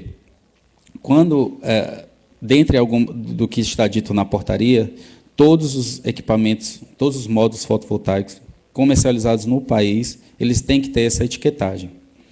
Então, para você solicitar essa etiquetagem, você precisa de um CNPJ no país. Isso quer dizer que você tem um responsável técnico sobre aquele produto que está sendo etiquetado. Isso aí evita que, por exemplo, uma empresa digamos, aventureira chegue no país, bote no mercado, coloque no mercado painéis bem baratos, comece a vender vários painéis sem nenhuma qualidade. Em um ano, ela desfaz a empresa, vai embora, e quem comprou não vai ter um rendimento esperado, você vai ter problemas de produção antes do tempo. Então, e essa empresa, teoricamente, não teria um responsável técnico para que você possa acioná-lo e dizer, olha, você me vendeu uma expectativa de produção de 20 anos, e aqui com 5 anos o seu painel já está me dando problema, eu não estou atingindo a produção esperada. Então, essa portaria é muito importante para que o país meio que se resguarde da qualidade dos produtos que são comercializados. Outro marco da energia solar foi a chamada pública número 13, da ANEEL, onde foram cadastrados 18 projetos de energia solar fotovoltaica. E esses projetos eles estão voltados principalmente para a pesquisa, ou seja, você estudar o impacto dessas usinas fotovoltaicas na rede, mas também como um aprendizado de uma tecnologia nova e como ela vai se enquadrar aqui no nosso país. Recentemente, como o amigo anterior falou aqui, a energia solar ela conseguiu entrar dentre as energias que podem concorrer em leilões públicos. No entanto, sabemos que o custo ainda da energia solar fotovoltaica é muito maior. Digamos, hoje a eólica estaria por volta de 90, 100, 120. A solar fotovoltaica estaria por volta de R$300. Então, não tem como competir de igual para igual com fontes, por exemplo, a eólica ou a hidráulica, até a hidráulica. Então, a gente anseia por um leilão público específico de energia solar, para que todo mundo esteja no mesmo patamar da tecnologia para concorrer, e aí, com isso, desenvolver um mercado, o consumidor, desenvolver e incentivar a vinda de algumas empresas para o país. E, assim, você aumentar, de certa forma, o conteúdo nacional, conseguir baratear, conseguir internalizar a tecnologia no país. Vou falar um pouco sobre algumas iniciativas que alguns estados tiveram na energia solar recentemente. O Pernambuco foi bastante pioneiro, porque ele criou um leilão específico para a energia solar com benefícios fiscais. Ou seja, empresas vão poder fazer um leilão específico de energia solar, e as empresas que comprarem essa energia solar, que vai ser mais cara do que a energia que a empresa compraria do sistema de distribuição, esse delta entre o valor pago mais caro e o valor tradicional, vamos dizer assim, vai ser incentivado na forma de ICMS. Então, o Estado de Pernambuco foi um pouco além do que os outros estados, assim, está realmente incentivando a inserção da energia fotovoltaica no país. E também, recentemente, tem uma solicitação de conhecimento do recurso solar no Estado de Pernambuco. Eu vi, o tempo está meio... Já acabou o meu tempo. Na Bahia, a gente tem o primeiro estádio utilizando energia fotovoltaica instalado no país, que é na cidade de Pituaçu. E esse estádio ele é totalmente... A energia que ele consome é totalmente produzida pelos painéis fotovoltaicos. E, dentre os projetos desse leilão que vai acontecer no mês que vem, a Bahia foi o que apresentou a maior quantidade de projetos na área de energia solar. A Bahia é um estado muito grande, e o recurso solar, como a gente viu no mapa solarimétrico anteriormente, ela tem uma área ali no seu interior que é bastante propício para a instalação de sistemas fotovoltaicos. O Ceará ele está fazendo a instalação de uma fábrica de painéis fotovoltaicos no município de Horizonte, E o Ceará possui a primeira usina fotovoltaica instalada no país, que é a usina instalada em Itauá, no interior do Ceará. Na Paraíba, uma ação um pouco mais a nível de estudo, que seria uma assinatura de um termo de cooperação para que eles possam fazer um estudo da instalação de sistemas fotovoltaicos em casas populares. E aí ver como se viabiliza a utilização desse sistema em casas populares. Algumas iniciativas que foram feitas aqui no Rio Grande do Norte. O Rio Grande do Norte tem feito algumas assinaturas de parcerias com institutos de referência, no que se refere ao desenvolvimento de pesquisa e projetos, para que você tenha um conhecimento melhor do nosso recurso e também de como a tecnologia vai se comportar nas nossas condições climáticas. Apoio à instalação de algumas empresas, inicialmente para montagem de painéis e, posteriormente, fabricação, e recebimento de alguns investidores para a construção de usinas fotovoltaicas, ou seja, empresas que realmente estão interessadas em instalar usinas fotovoltaicas. Por fim, os desafios que a gente tem para o estabelecimento da energia solar no país. Primeiramente, sobre a disseminação da tecnologia, porque o grande público brasileiro ele não conhece sobre a energia fotovoltaica. Então, a gente precisa fazer com que as pessoas se sintam mais à vontade em conversar sobre a energia fotovoltaica, trazer um pouco mais para a realidade dessas pessoas, para que até elas se interessem em conhecer e, possivelmente, instalar sistemas em suas casas. Vale salientar que a energia solar fotovoltaica é uma das únicas energias renováveis em que você tem uma grande modularidade do seu sistema. Então, na sua casa, você pode instalar um sistema que vai atender somente ao consumo da sua casa, diferente de outras tecnologias que você só viabiliza a instalação quando você tem 3 megawatts de um sistema, ou 5 megawatts. A energia fotovoltaica, você pode modular a sua necessidade. Outro desafio muito grande seria a nossa melhor avaliação do recurso solar. O nosso recurso solar hoje ele é medido, na maioria das vezes, por imagens de satélites e por modelos de simulação. Então, os institutos de pesquisa do país, inclusive o CTGAS, têm atuado diretamente na questão da medição do recurso solar. Então, para que a gente possa melhor dimensionar sistemas fotovoltaicos, a gente precisa melhor conhecer os nossos recursos disponíveis. Então, a grande pergunta é conhecer melhor sobre o nosso recurso solar para depois dimensionar melhor nossos sistemas fotovoltaicos.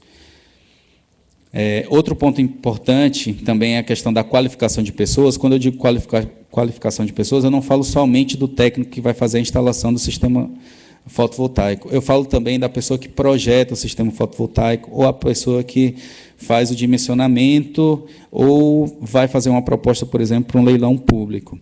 A maioria das pessoas não tem um conhecimento específico dos custos envolvidos na instalação fotovoltaica. Então, para o empreendedor, incerteza quer dizer risco, e isso quer dizer custo. Então, se você está cadastrando um projeto num leilão e você não tem garantia, não tem segurança do que você está, da tecnologia que você está querendo instalar, então você coloca riscos muito altos no seu projeto, e o seu projeto, de certa forma, fica mais caro. Então, a qualificação de pessoas é para que elas realmente tenham noção dos custos reais que são envolvidos numa instalação fotovoltaica, por exemplo. De quão fácil ou quão difícil é você fazer a integração de módulos, as especificações, por exemplo, de civil, de estrutura metálica. Então, disseminar e qualificar as pessoas até para que elas possam, quando fizerem projetos de leilões ou até mesmo para vender para clientes, você ter um melhor conhecimento real do seu custo envolvido. Outro ponto importante também são linhas de créditos atrativas, que não existem específicas para a energia solar. A gente tem o Fundo Clima do BNDES, mas somente para sistemas projetos acima de 10 milhões ou para projetos acima de 3 milhões. Quando você fala, então, de mini e microgeração residencial, isso aí está muito acima dos projetos que as pessoas vão querer instalar. Então, a gente precisa de linhas de crédito mais atrativas, não só para usinas solares, mas também para o público residencial e comercial. A gente precisa também de um incentivo governamental para a instalação de empresas, porque muitas empresas estão interessadas no mercado brasileiro. Quando você fala com as empresas, todos estão muito interessados em vir para o Brasil, instalar, em vender. Mas o grande dilema delas vai ter o mercado consumidor? Eu vou ter pessoas para comprarem o meu sistema, os meus produtos? Então, esse é o grande dilema atualmente da energia solar fotovoltaica. E, por último, os leilões específicos de energia solar, que aí a gente vai conseguir, da mesma forma como foi atingido com a eólica, o barateamento do custo da energia, quando você criou leilões específicos, e aí você consegue desenvolver uma tecnologia melhor. Outra questão que é muito importante a maioria dos sistemas fotovoltaicos, como o mercado consumidor é muito europeu, ele está muito voltado para as condições climáticas europeias. Então, uma coisa que deve ser muito bem estruturada e estudada é como que esses sistemas que são projetados para condições climáticas europeias, como que ele vai se comportar nas nossas condições climáticas. Vale salientar que, por exemplo, um sistema fotovoltaico, um painel fotovoltaico, um leigo pode pensar que quanto maior a temperatura, melhor para o painel, ele vai produzir mais. Infelizmente, isso não é verdade. Para um painel fotovoltaico, quanto maior a temperatura, menor a sua produção, porque ele tem um menor... os elétrons no painel eles são mais organizados quando as temperaturas estão mais baixas. Então, quando você tem um aumento da temperatura, esses elétrons ficam mais agitados e eles não conseguem fluir com a melhor qualidade numa corrente elétrica quando você tem temperaturas mais elevadas. Então, um grande problema é a gente estudar como que essa tecnologia vai se comportar nas nossas condições climáticas.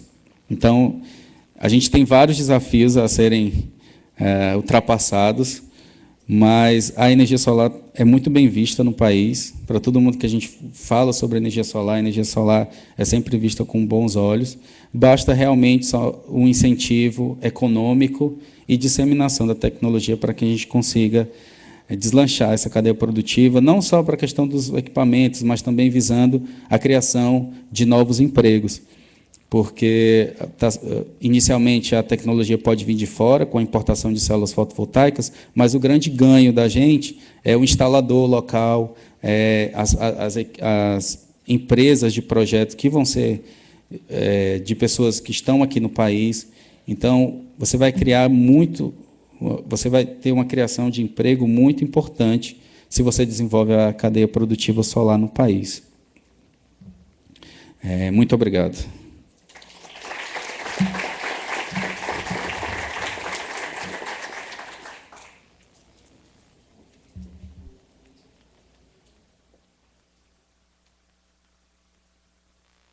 Agradecer ao Dr. Bruno de Lima Soares e passar aqui a receber algumas questões da plateia.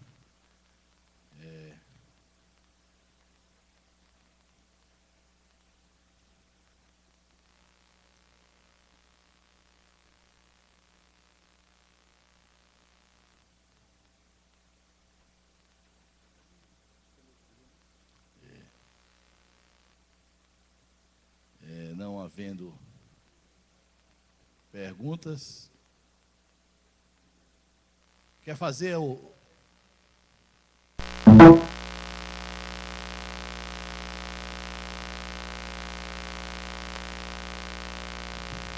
Boa tarde a todos.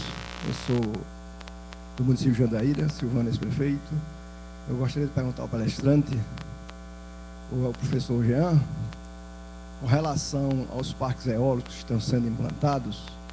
Há muita preocupação de alguns produtores que alguns contratos feitos há problema com relação à exploração das áreas produtivas onde os parques vão se implantar. A pergunta seria se há impedimento para que o pequeno produtor não continue trabalhando na sua área. A nossa preocupação é porque o município está tentando fazer um projeto, junto ao governo federal, para explorar a parte agrícola e pecuária. Porque nosso município tem aproximadamente 300 pequenos produtores e que temos mais ou menos 50 poços tubulares com vazão de 10 mil litros de água. E a gente vê, numa sequidão dessa, se a gente puder fazer um projeto, evidentemente a gente vai resolver o problema com relação à fruticultura, à horticultura, à pecuária.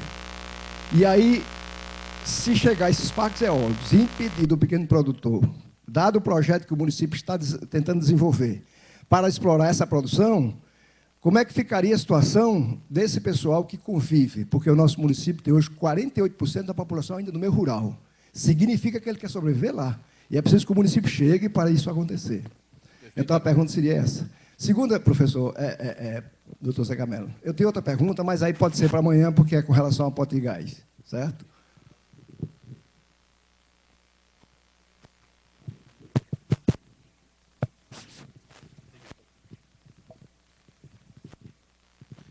Qual que é o seu nome?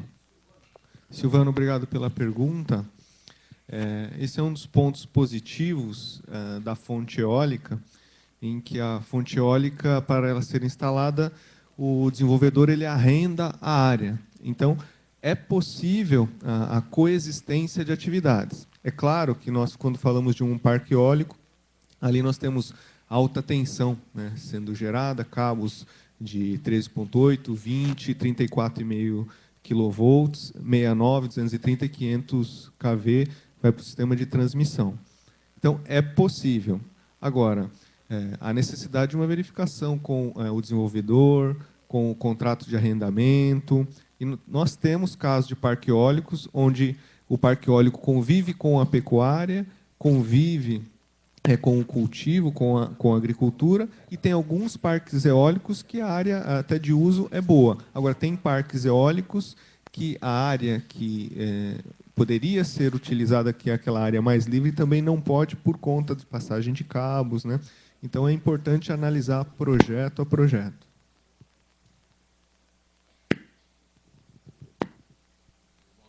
O vice-prefeito tem uma tréplica. Professor deputado Mineiro e professor Jean Paulo, não seria possível uma discussão, já que a maior parte dos parques eólicos estão sendo implantados na região do Mato Grande, precisamente João Câmara, Jandaíra, Parazinho, Guamaré, etc., discutir isso em João Câmara para ver a viabilidade, porque se no caso de Jandaíra, que tem 300 pequenos produtores, 300 médios e pequenos produtores, os maiores vão contratar com os parques eólicos. O pequeno, ninguém sabe se ele vai ser beneficiado. E a vida dele está sobrevivendo da terra. Então, acho que essa discussão teria que se chamar para a área, para a base, para se discutir com profundidade, para esse contrato não criar problema na frente e atropelar o pequeno produtor. Não sei se eu estou colaborando para que a gente possa tentar discutir, deputado Mineiro, isso aí.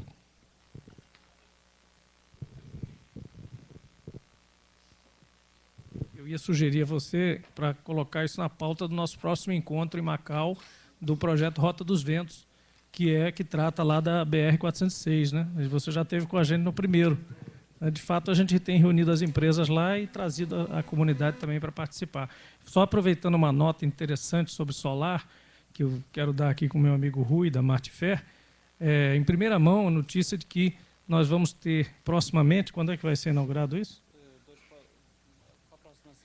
Em mais uma semana ou duas, a primeira residência, a primeira microgeração solar do Rio Grande do Norte, já com smart meter instalado pela Coserne, né? Já 2 instalações, né? Então, as 2 primeiras instalações de microgeração solar no Rio Grande do Norte, devolvendo energia para o sistema, portanto, a energia mais local que pode haver, né? Da Martifer com a Enerbrasil, com a Enerbras.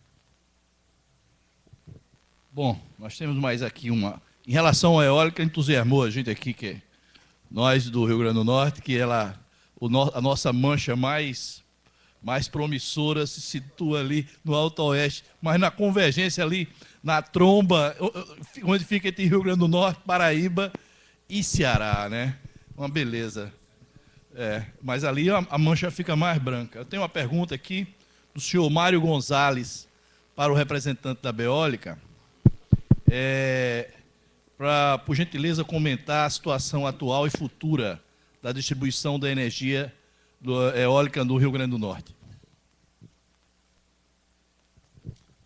Deixa eu ver se eu entendi a pergunta. A situação atual e futuro da conexão dos parques, da transmissão, ou seja...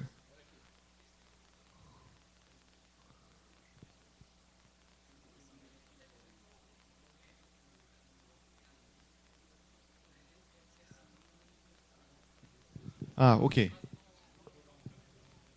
Ok. Nós temos cadastrados para esse leilão do dia 18 de novembro cerca de quase 3 gigas. Né? Agora, por conta desse problema da distribuição, da conexão dos parques eólicos, essa quantidade cadastrada ela será, em boa parte, frustrada realmente. Né? Então, o que nós temos, e uma pena que o representante da EPE não esteve hoje, mas foi publicado um estudo de transmissão, de distribuição para a energia eólica até 2020, com base nos parques, nos parques eólicos já cadastrados nos leilões anteriores. Então, nós sabemos onde estão aí as bacias de vento no Rio Grande do Norte, onde são esses locais, e já foram identificados as necessidades de reforços em subestações existentes, duplicação de linhas e construção de novas subestações e novas linhas também. Então, o que está previsto? Então, hoje nós temos uma grande dificuldade do desenvolvedor, do empreendedor, entrar com segurança no próximo leilão e ter a garantia que lá em janeiro de 2016 o seu parque eólico vai conseguir escoar a energia que seria produzida. Os novos leilões, se isso não ocorrer, ele tem que comprar energia para cobrir a sua venda. Então, é um risco muito alto.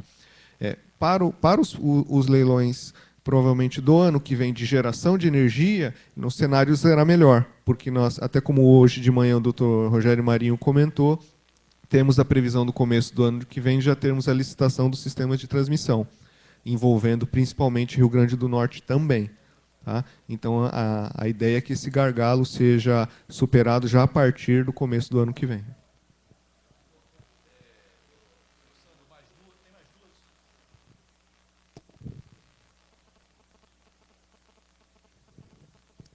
Tem mais 2 questões aqui.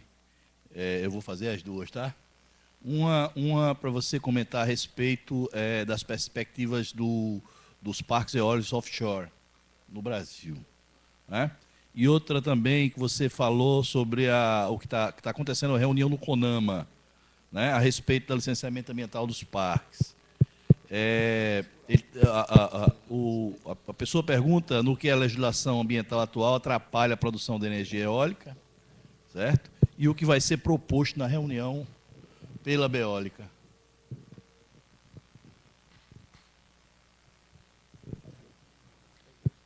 Vou começar pela questão ambiental. Hoje e amanhã, o CONAMA está reunido em Brasília, na Câmara Técnica, onde tem representantes dos órgãos estaduais do meio ambiente, Ministério de Minas e Energia, Ministério do Meio Ambiente, CNI e ONGs, 2 ONGs que representam aí a comunidade.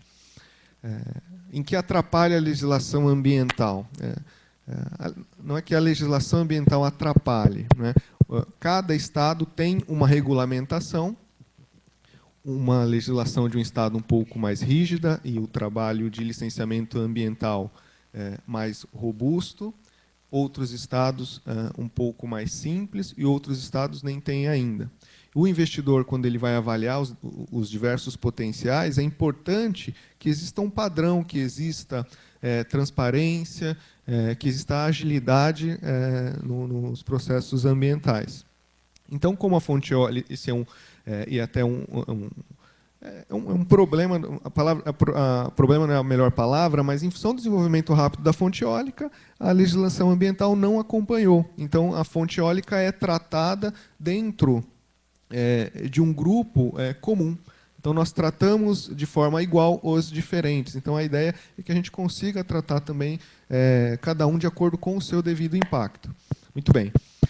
Então, surgiu esse assunto dentro do CONAMA, com a proposta de uma resolução CONAMA que vai dar diretrizes para o Brasil como um todo de como será o licenciamento ambiental. O principal é como caracterizar que o parque eólico, a análise do parque eólico tem que ir para um EIA-RIMA ou para o RAS, um relatório simplificado. E a ideia a proposta da Beólica em conjunto com os associados, que são os representantes associados que nos balizam, é que aqueles projetos de parques eólicos que tenham um maior impacto em função da região que ele será instalado, sim, ele tem que fazer um EIA-RIMA, tem que fazer todos os estudos mais completos, mas à medida que a gente tem um parque eólico que se enquadre com menor impacto, não há necessidade de um EIA-RIMA, e sim um relatório simplificado, que esse relatório simplificado não significa que não se faz nada, se faz muita coisa também. Né? E hoje está sendo debatido quais são os enquadramentos, como caracterizar o maior impacto e o menor impacto. Esse é o trabalho que está sendo feito e que a gente sabe que não é fácil, tá? Mas está sendo bem encaminhado. A primeira pergunta foi relacionada aos parques eólicos offshore, correto? Muito bem.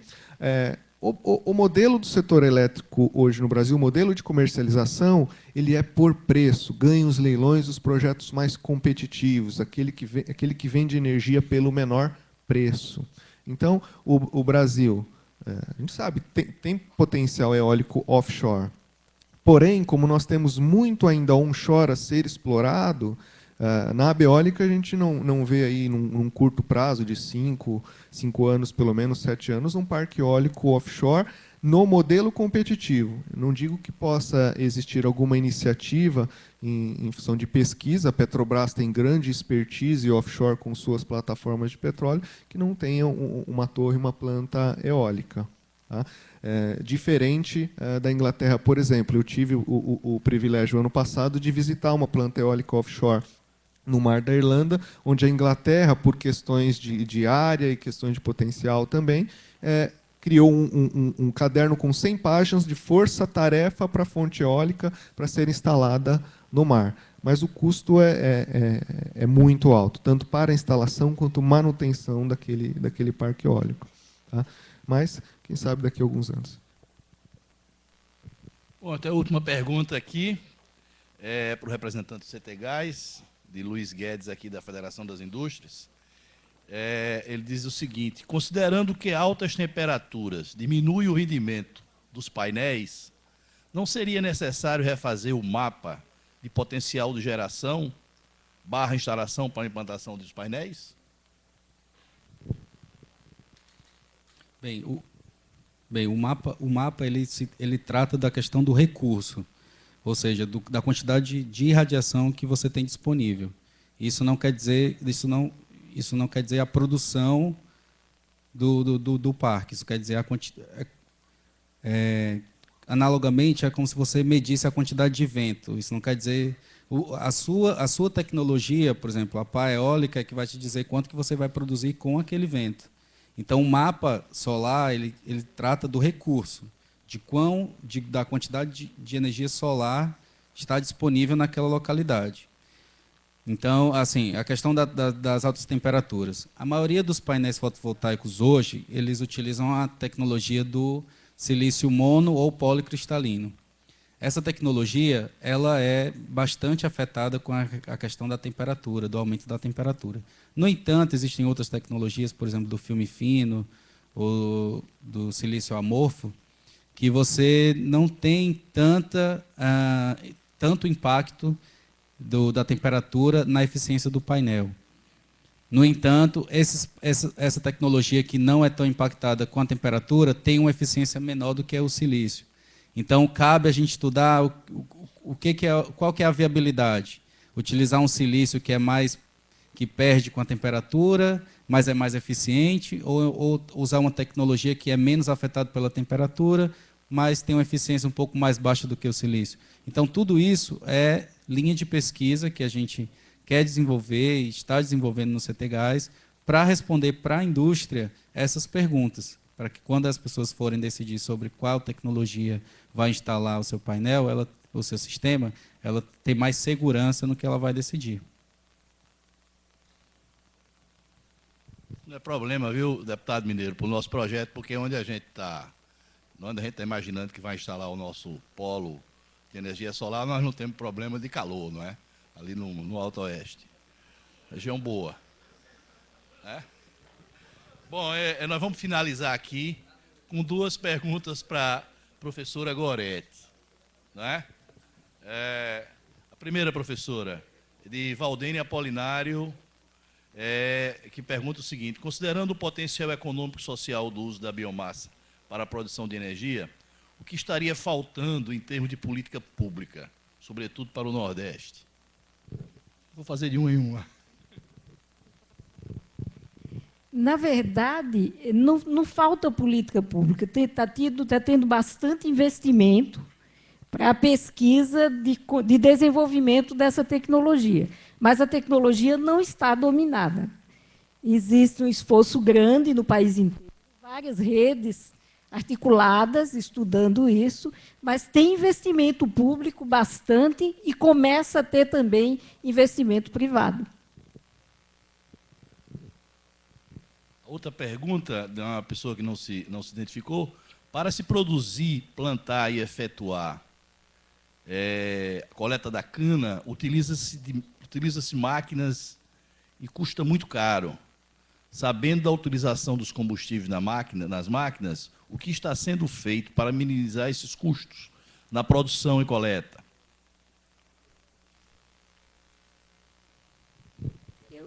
Eu não entendi a pergunta.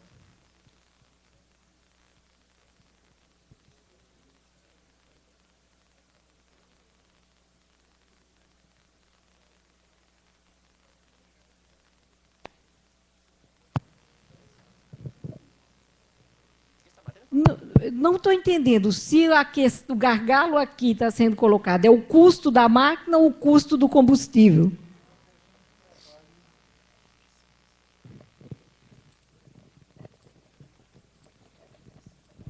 Vou pedir para a pessoa se tratar diretamente com a professora aqui no intervalo. Né? Vou cumprimentar o pessoal do Centro de Energias Renováveis, o pessoal da Assembleia Legislativa, o deputado mineiro da universidade, a nome da professora Gorete, a turma do CTGás, ali estou vendo o Pedro e tal, pela bela iniciativa e encerrar e passando para o próximo painel. Obrigado.